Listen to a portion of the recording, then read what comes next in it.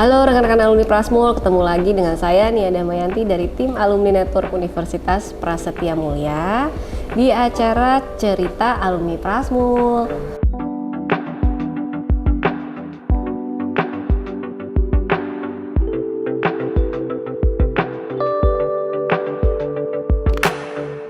Nah, pada siang hari ini saya nih ya kedatangan seorang tamu cantik yang kita akan ngobrol seru-seruan ya hari ini tentang kisahnya dari kakak cantik sebelah saya ini. Halo kakak, namanya siapa sih kak? Nama saya Marcella. Boleh ceritain sedikit lagi Marcella, mungkin nama lengkapnya, terus status. Saya alumni Prasetya Mulia, MMR 50. Jadi waktu itu kuliahnya ambil yang reguler tuh, yang Senin sampai Jumat, pagi sampai malam gitu.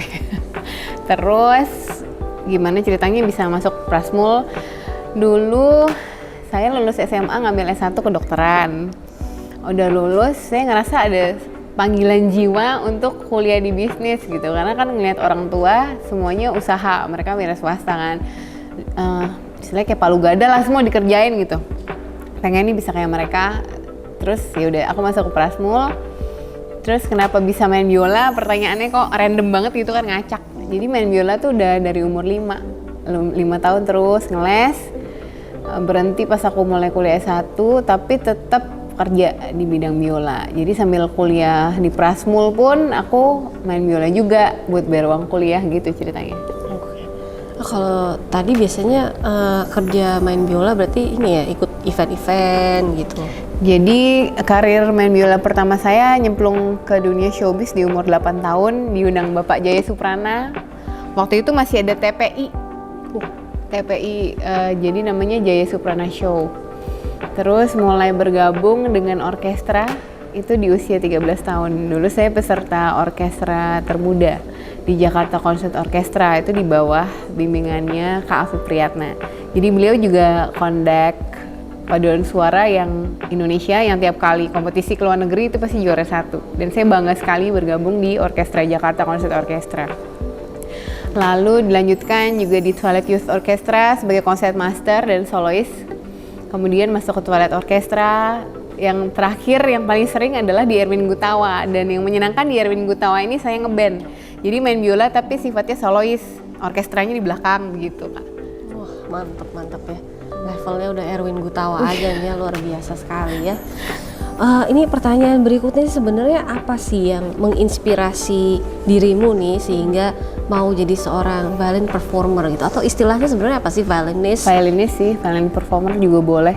Awalnya kok bisa milih biola gitu? Siapa sih yang bikin kepengen main? Dulu sih dipaksa waktu kecil Kak, sama papa. Jadi papa kan tipikalnya otoriter ya. Gara-gara papa judulnya bisa kenalan sama si biola ini. Sekeras itu ya ternyata ya. Nah terus aku pengen nanya juga nih, kan kamu lulusan MM nih ya, terus S1-nya kedokteran kan ya? S1-ku kedokteran, benar. Nah dulu ngambil S1-nya dokter umum? Dokter umum. Oke, terus tapi udah sempat sampai koas? Udah koas, terus udah internship juga ke Minahasa Selatan di Amurang dulu. Terus pindah ke Manado, RS Teling, Rumah Sakit Tentara di Manado. Oke, terus kalau dari dokter sama MM, kenapa tiba-tiba memilihnya justru menjadi seorang violinis gitu?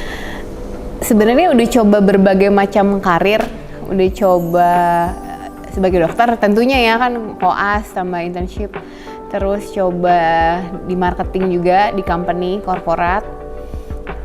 Udah coba juga yang persilangan, jadi marketing di rumah sakit tuh pernah coba juga. Terus marketing di Kompas Gramedia, waktu itu di human resource-nya di bagian HR Kompas Gramedia, tapi masih ada hubungannya sama health juga.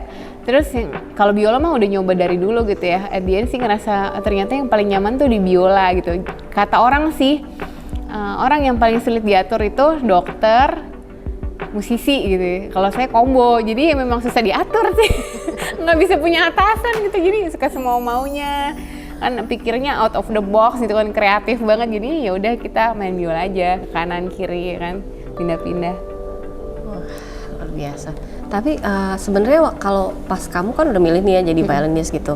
Selama jadi violinis, kamu pernah ngalamin kayak kendala gitu nggak sih? Atau kendala apa yang kira-kira paling besar yang pernah kamu alamin? Yang paling besar sih dulu waktu abis lulus S1 kan job main biola tuh lagi banyak banget ya. Terus mama papa kan mereka semua kuliahan meskipun seniman juga tapi punya side job gitu dan mengerti bahwa dunia entertainment itu adalah bidang pekerjaan yang sangat tidak stabil apalagi di Indonesia. Jadi misal ada kerusuhan ya siapa juga gitu yang mau nge-hire pemain biola kan.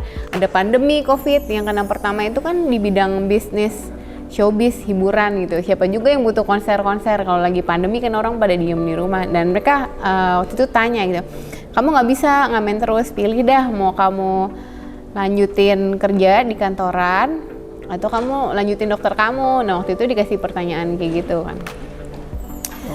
Dan waktu itu sedih juga sih.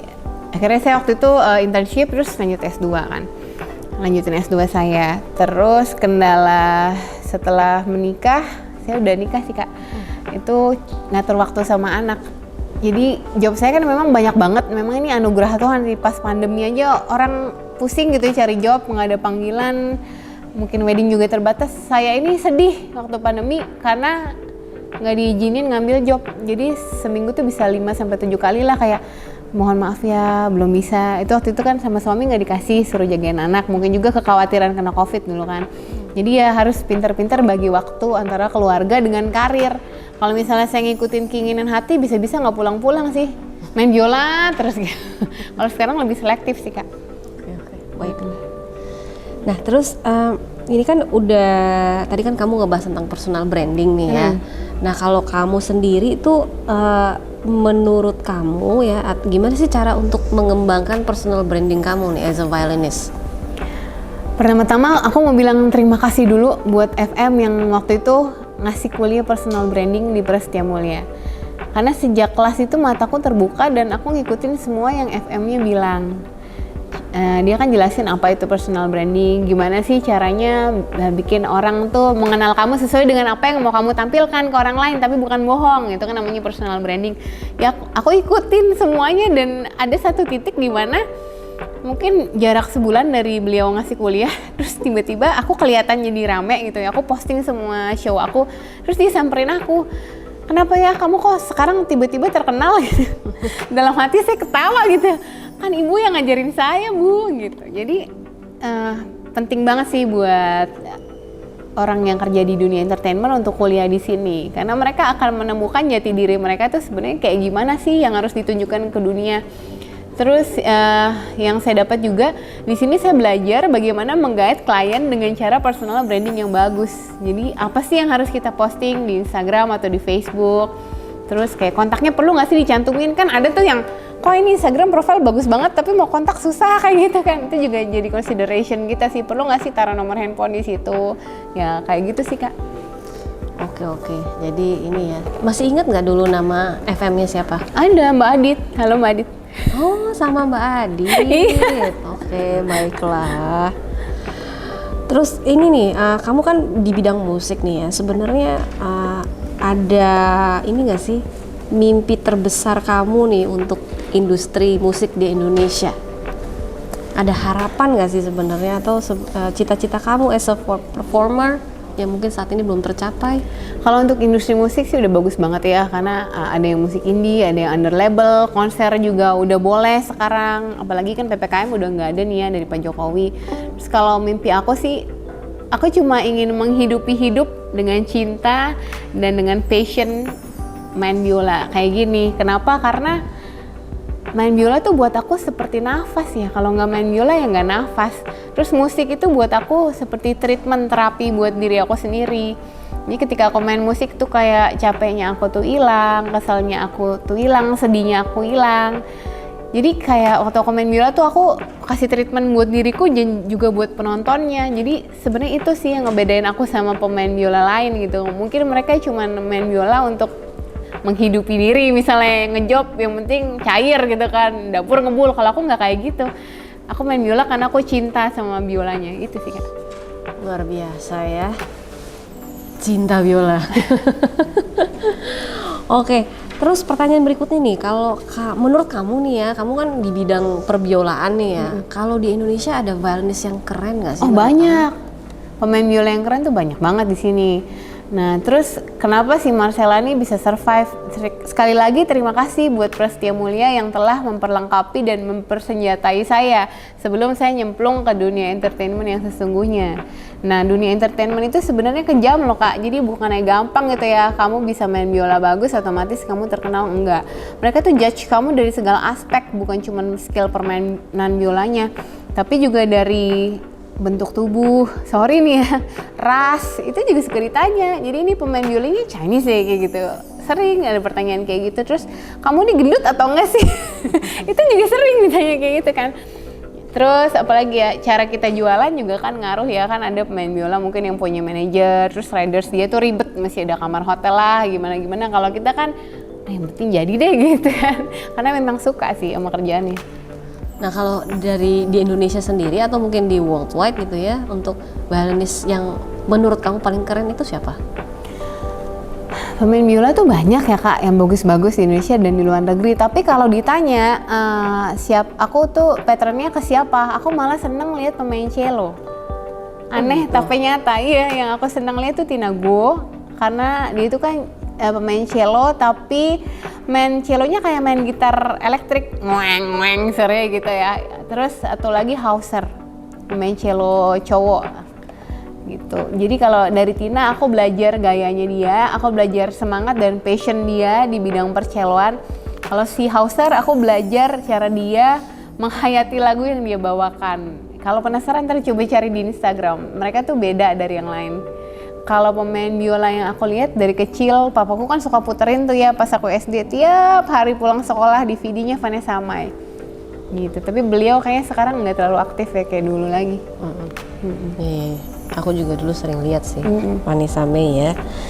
Nah terus ini nih, kalau semisal nih ya aku pengen jadi seorang performer ataupun aku mau menjadi seorang violinis yang keren nih, saya harus siapin apa sih sebenarnya? Yang pertama sih latihan cari guru yang bagus, latihan dengan tekun, jangan pusing mikirin pengen perform dulu, jangan pusing mikirin pengen gabung dengan orkes karena mereka akan sangat menyita waktu. Karena zaman sekarang banyak orang kepengen sukses dengan cara instan, pengen kaya dengan cepat gitu. Yang penting jadi konten kreator deh, itu tuh udah banyak sebenarnya. Yang penting itu memupuk skillnya sampai jago banget, baru mulailah gabung sama orkestra, baru mulailah kamu nyemplung di dunia showbiz.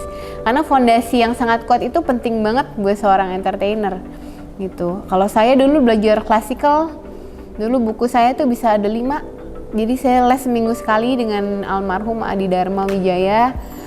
Lalu 6 hari berikutnya saya dilatih papa saya di rumah. Jadi nggak dikasih napas gitu ya.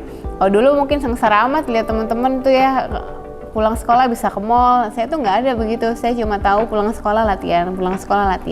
Cuman hasilnya baru berasa sekarang sih. Kemudian berikutnya kalau udah masuk ke dunia showbiz, kuliahlah di Prasetya Mulia, karena di sini Anda akan belajar bagaimana cara menjual diri sendiri, manage waktu dengan baik, membangun relasi dengan orang lain, dengan IO, dengan klien dan dengan kolega. Luar biasa. Ini marketing Prasmul ya. Side jobnya ya. Saya nggak dibayar ya di sini ya Kak, disclaimer-nya dulu kuliahnya juga bayar sendiri loh, nggak beasiswa. Oke, jadi ini pertanyaan terakhir nih buat Marcella nih. Kalau kamu kan selama ini udah kuliah di Prasmul, terus sekarang udah jadi alumni udah cukup lama ya. Apa sih yang kamu rasakan terhadap Prasmul sendiri gitu, atau manfaat terbesar apa yang kamu rasakan dari Prasmul? Prasetya Mulia itu udah seperti rumah kedua buat saya. Dari saya masuk ke halaman parkir, saya ngerasa ini tuh rumah banget ya, ngelihat gedungnya, banyak memori yang menyenangkan di sini. Di sini itu servisnya tuh nomor 1, karena mereka setahu saya dulu belajarnya sama SQ. Itu kan maskapai Singapura yang nomor 1 pelayanannya. Kemudian FM-nya sendiri juga sangat mensupport mahasiswanya. Jadi mereka itu ngajar bukan supaya mahasiswanya ngafalin. Jadi kalau ada yang mikir kuliah bisnis tuh buat apa sih gitu ya, kalian cuma ngafalin doang, mendingan kita nyebur aja langsung jualan gitu. Salah, bukan begitu. Di sini tuh Anda diajarkan wisdom mengenai dunia bisnis. Jadi tiap hari akan ada kasus-kasus baru yang paling update di dunia bisnis. Ujian pun nggak ngafalin ya, karena open book. Jadi jangan khawatir nanti lulus juga lupa teorinya, enggak. pasti kalian akan sangat familiar dengan kasus-kasus di dunia bisnis. Nah, tadi kita udah ngobrol serius ya sama Kakak Marcella. Sekarang kita mau lucu-lucuan dikit. Gak apa-apa ya, biar seru. Kita mau masuk ke bagian trivia questions. Yuk!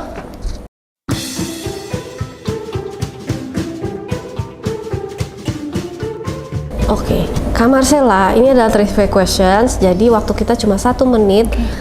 Aku kasih ada beberapa pertanyaan ya. Nanti kakak jawab langsung aja, cepet ya. Oke, siap? 3, 2, 1, go.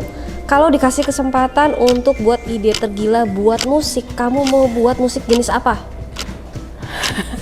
Aku pop klasik aja. Binatang apa yang paling jelek menurut kamu? Tikus. Gaya apa yang paling sering kamu lakukan kalau lagi foto? Kayang.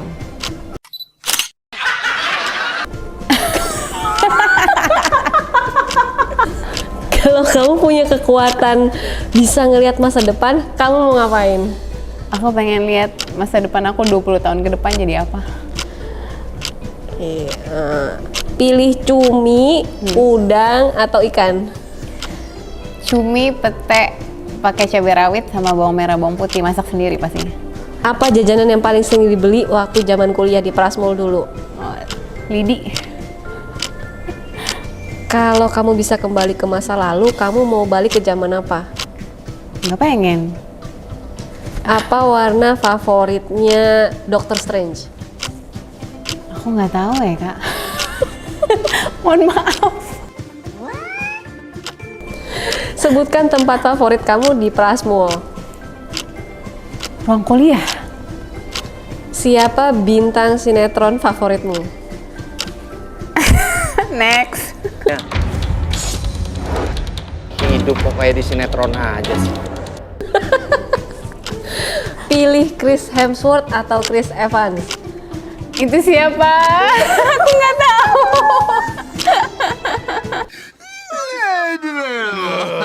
Siapa FM Prasmul yang paling cute menurut kamu? Cute sih nggak ada, tapi kalau favorit Prof Andreas. Halo Prof. Kalau kamu dikasih pinjam 1 alatnya Doraemon selama 1 hari, kamu mau pinjam apa? Kantong ajaib. Oke, lucu kan ya jawabannya Marcella ya. Tadi udah seru-seruan nih, udah serius, udah seru-seruan. Sekarang waktunya kita challenge time ya. Kita challenge kakak cantik yang satu ini ya, karena dia adalah seorang violinist profesional. Jadi kita akan minta kakak Marcella untuk memainkan sebuah lagu menggunakan biola yang dari tadi dipeluk terus ya. Oke.